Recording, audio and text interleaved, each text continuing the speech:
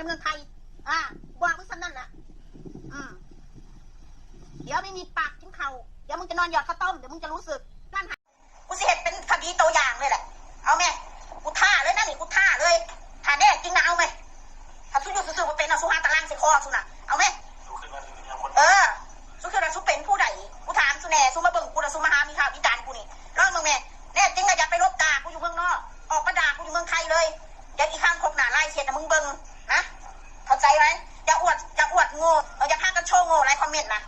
เก่งเหลือเกินแต่ละอีนี่ว่ากูระดันคนน้อยกูระล่วงวัดกูสิบอกให้โชว์ไหมมึงว่าให้กูมึงโชว์ไหมมึงบอกมากลุ่มใดของมึงอีใดมันอยู่ในเมืองไทยน่ะมึงว่าแม่มึงไห้ไม่ออกไหมอีสมุนนอนแตะเช่นนอนแตะมึงน่ะกูสิเห็นนะมึงเบิ่งกูจับตัวตนคนบ่ได้มึงเข้าใจบ่มันเป็นโลกโซเชียลมึงเข้าใจบ่ว่าแม่ออกมาอยู่ประเทศไทยเดี๋ยวบอกสถานที่มากูบอกกับมึงเกิน3 วันแค่นั้นแหละมึงบอกสถานที่มึงมามึงถามมึงแน่จริงนะมึงอย่าไปหลบอยู่เมืองนอกมึงอย่าคิดว่ากูอยู่เมืองไทยมึงว่ากูอยู่เมืองไทยมันสามารถเห็นยังมึงได้แมนถูกต้องอันนี้ถ้าสิเห็นมึงมันจะต้องเสียเงินหลายทุกอย่างเห็นได้เบิดแหละแต่ทุกอย่างมันต้องใช้เงินกูไม่ได้แมนเศรษฐีกูไม่ได้รวยปานนั้นเพราะกูสิเอาเงินล้านเงินแสนไปเสียเวลากับพวกมึงเข้าใจป่ะถ้าคนอยู่เมืองไทยนี่มันมาด่ากูโป้คือกรณีคือยายอยู่ฝั่งลาวนะบ้างเลยกูนะสิ่งที่กูเห็นในเราไม่ได้เพราะยังเพราะเราเป็นบุคลากรอันยังเขาเรียกอะไรนะบุปการี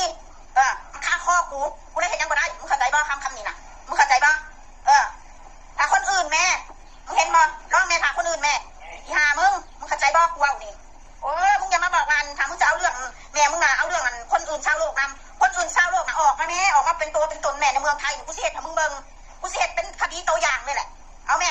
มึงเข้าใจป่ะกูเอานี่โอ้มึงอย่ามาบอกกันถ้ามึงจะเอาเรื่องแม่มึงนะเอาเรื่องคนอื่นชาวโลกนำคนอื่นชาวโลกนะออกมาแม่ออกมาเป็นตัวเป็นตนแม่ในเมืองไทยกูสิเห็นถ้ามึงเบิ่งกูสิเห็นเป็นคดีตัวอย่างเลยแหละเอาแม่เข้าใจไหมอย่าอ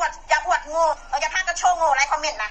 เก่งเหลือเกินแต่ละอีนี่ว่ากูระดันคนน้อยกูระล่วง